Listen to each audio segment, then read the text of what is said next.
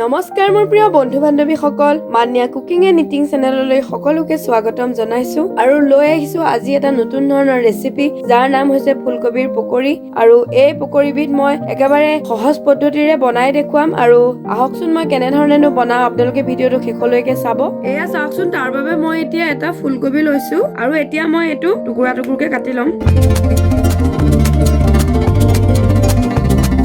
এনেধৰণে এতিয়া এইটো মই এতিয়া মাজেদি এনেধৰণে ফালি দিম, মই সৰু সৰু কৰি দিম আপোনালোকে যদি বিচাৰে। আৰু এয়া মই এনেধৰণে কাটি লৈছো, এইখিনি গোটেইখিনিতে কাটি ল'ম। আৰু চাওকচোন মই ফুলকবিখিনি এনেধৰণে যে কাটি লৈছিলো, ইয়াতে মই এতিয়া দি দিম অকনমান গৰম পানী খিনি একেবাৰে উতলাই আছিলে কিন্তু অলপ ঠাণ্ডা হ'ল, এইখিনি পানী দিছো আৰু ইয়াতে দি দিম এতিয়া অকমান নিমখ আৰু ফুলকবিখিনি অলপমান এনেধৰণে লৰাই দিম আৰু এনেধৰণে অকমান সময় প্ৰায় 10 মিনিট মান ৰাখি থম। আৰু এটা চৰিয়াত এতিয়া মই লৈছো অকনমান বেচন আৰু ইয়াতে দি দিম এতিয়া নহৰু বটা, নহৰু তাৰমানে খুন্দি লোৱা, ইয়াতে দি দিছো অকমান আৰু অকনমান দি দিম ৰেড চিলি পাউডাৰ আৰু অকনমান দিছো চাট মছলা আৰু অকনমান দিছো হালধি পাউডাৰ আৰু এইখিনি মই এতিয়া অকনমান লৰাই লওঁ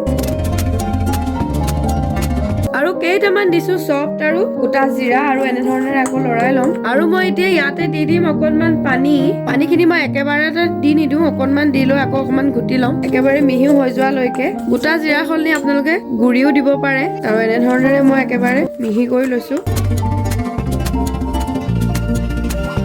আৰু এয়া চাওকচোন কলা হৈ গৈছে আৰু ইয়াতে এতিয়া মই দি দিম এইখিনি ফুলকবিখিনি মই যিহেতু পানীত অলপ তিয়াই ৰাখিছিলো নিমখ পানীত, আৰু এনেধৰণেৰে মই এতিয়া এটুকুৰাকৈ এনেধৰণেৰে বেটাৰখিনিত দি দিম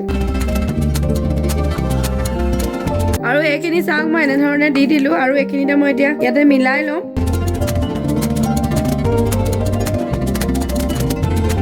এতিয়া মই ইয়াতে দিম অকনমান পিঠাগুৰি খিনি মই আগতীয়াকৈ গুলি লোৱা নাছিলো, যিহেতু এনেকৈ গুলি ললেও এটা বেলেগ টেষ্ট আৰু এনেকে বেলেগকৈ দিলেও ভাল লাগে, তো অকনমান মই এনেধৰণে দিছো। ইয়াত প্ৰায় 2 চামুচেই পিঠাগুৰি ব্যৱহাৰ কৰিছো। আকৌ মই এনেধৰণেৰে লৰাই লওঁ,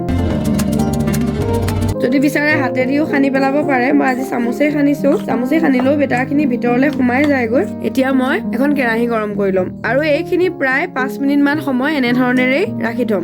আৰু এতিয়া মই এখন কেৰাহী গৰম কৰি লৈছো আৰু এতিয়া মই ইয়াতে দি দিম ৰিফাইন অইল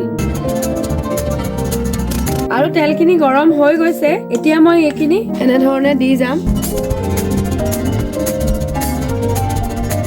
মই গেছটো একেবাৰে মিডিয়াম ফ্লেমতে ৰাখিছো। ইয়াতে আপোনালোকে ধনিয়া আৰু কেঁচা জলকীয়াৰ পেষ্টটো ব্যৱহাৰ কৰিব পাৰে। আৰু এইখিনি মই প্ৰায় 5 মিনিট মানে মিডিয়াম ফ্লেমতে ফ্ৰাই কৰি ল'ম, একেবাৰে কমলা ৰং হোৱালৈকে ফ্ৰাই কৰি ল'ম। আৰু এইখিনি মই অকণমান আকৌ লুটিয়াই ল'ম আৰু ঠিক তেনেধৰণে মই লাহে লাহে ফ্ৰাই কৰি আছো এইখিনি। তো এনেধৰণে ল'ৰা ছোৱালীক বনাই খুৱাবচোন, ল'ৰা ছোৱালীয়ে বৰ ভাল পাব। আৰু ইয়াত আপোনালোকে স্পাইচি কৰিব বিচাৰিলে বেছিকৈ জলকীয়া গুড়িটো এড কৰিলেই হ'ল। আৰু দেখাতে কিমান ধুনীয়া কালাৰ আৰু দেখিবলৈ কিমান মৰম লগা হৈছে চাওকচোন। আৰু এয়া চাওকচোন এইখিনি ৰেডি হৈ গৈছে। এতিয়া মই এখন প্লেটলৈ এইখিনি কাঢ়ি ল'ম। এয়া শুনকচোন কিমান মুচমুচীয়া হৈছেগৈ। আৰু এয়া মই ৰেডি কৰি পেলালো আজি ফুলকবিৰ পকৰি। আৰু এই পকৰিবিধ খাবলৈ খুবেই সোৱাদ, আৰু যিসকলে ফুলকবিৰ চব্জি খাই বেয়া পায় তেনেধৰণে এদিন এনেধৰণে বনাই চাবচোন। আৰু এইখিনি আপোনালোকে ভাতৰ লগতো খাব পাৰে, আবেলি চাহ কাপৰ লগত খাই একেবাৰে ভাল লাগে। আৰু মোৰ এই ভিডিঅ'টো চাই কেনে পালে আপোনালোকে শেষত মোক কমেন্ট কৰি জনাব। যদি ভাল পালে এটা লাইক কৰি দিব, আৰু যিসকলে মোৰ চেনেলটো ছাবস্ক্ৰাইব কৰা নাই তেওঁলোকেও মোৰ চেনেলটো ছাবস্ক্ৰাইব কৰি দিব বুলিও আশা ৰাখিলো। ধন্যবাদ।